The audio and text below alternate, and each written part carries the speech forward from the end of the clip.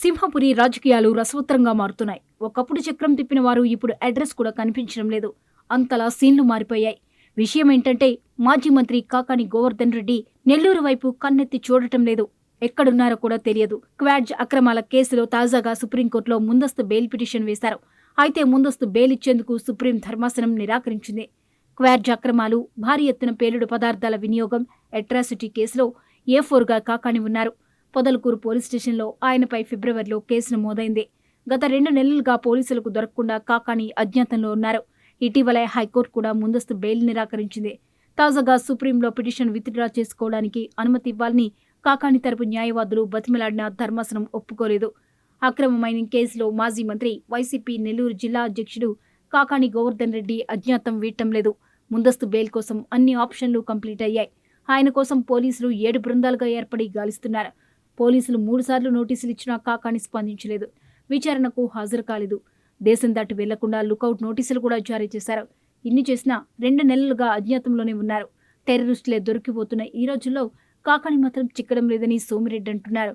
అంతేకాదు, ఆచూకీ తెలిపిన వారికి నెల్లూరులో కాకాని ఇంటి పక్కనే ఉండే కరోనా హౌస్ను బహుమతిగా ఇస్తానని సోమిరెడ్డి స్వయంగా ఆఫర్ చేసినా వర్కౌట్ కావడం లేదు. అసలు ముందస్తు బెయిల్ వచ్చాకే కాకాని నెల్లూరుకు వస్తారా అన్న డౌట్లు పెరుగుతున్నాయి.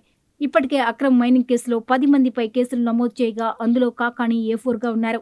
అధికారం కోల్పోయినప్పటి నుంచి కాకాని కష్టాలు షురువు అయ్యాయి. హైకోర్టులో ఇటీవలే ముందస్తు బెయిల్, క్వాష్ పిటిషన్ విచారణను జూన్ 16కు హైకోర్టు వాయిదా వేసింది.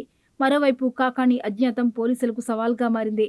పోలీసుల్లోనే కొందరు స్వామి భక్తి చాటుకుంటున్నారా అన్న డౌట్లు కూడా కూటమి నేతల్లో పెరుగుతోంది. ప్రస్తుతం కాకాని స్థావరం శ్రీలంకలో ఉన్నట్లు సమాచారం జరుగుతోంది. మరి ఇప్పటికైనా ఆయన అజ్ఞాతం వీడి బయటకు వస్తారా, పోలీస్ విచారణ ఎదుర్కొంటారా అన్నది కీలకంగా మారింది.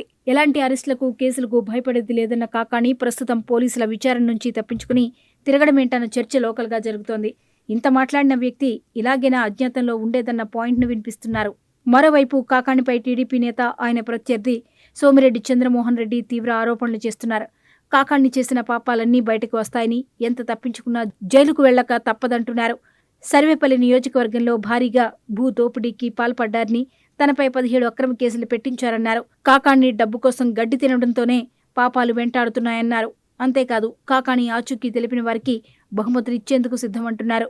నెల్లూరు జిల్లా పొదలకూరు మండలం వరదాపురం సమీపంలోని రుస్తుం మైన్స్లో 250 కోట్ల మేర క్వార్జ్ అక్రమంగా తరలించారని నిర్ధారించారు. మైనింగ్ ఏడీ బాలాజీ నాయక్ ఫిర్యాదుతో ఫిబ్రవరి 2న పొదలకూరు పిఎస్లో కేసు నమోదైంది. కాకాని చెబితే తాము చేశామని A1, A2, A3 నిందితులు ఒప్పుకున్నారు. దీంతో ఆయన మెడకు వ్యవహారం మరింత గట్టిగా బిగుసుకుంది. ఏప్రిల్ 10న దేశం విడిచి వెళ్లకుండా లుకౌట్ నోటీసులు కూడా జారీ చేశారు. ఇప్పటికే హైదరాబాద్, బెంగళూరు, చెన్నై, ముంబై వంటి చోట్ల పోలీసులు కాకాని కోసం ముమ్మరంగా గాలించారు. కాకానిపై కేవలం అక్రమ మైనింగ్ కేసే కాకుండా వెంకటాచలం పోలీస్ స్టేషన్, కావలి, ముత్తుకూరు పోలీస్ స్టేషన్లో పలు కేసులు నమోదయ్యాయి. మాజీ మంత్రి సోమిరెడ్డి చంద్రమోహన్ రెడ్డికి విదేశాల్లో వేల కోట్లు ఆస్తులున్నాయని నకిలీ డాక్యుమెంట్లు సృష్టించిన కేసు కూడా కాకానిపై ఉంది. సో మరి పోలీసులు కాకాని అజ్ఞాతవాసానికి చెక్ పెడతారా లేదా అన్నది చూడాలి.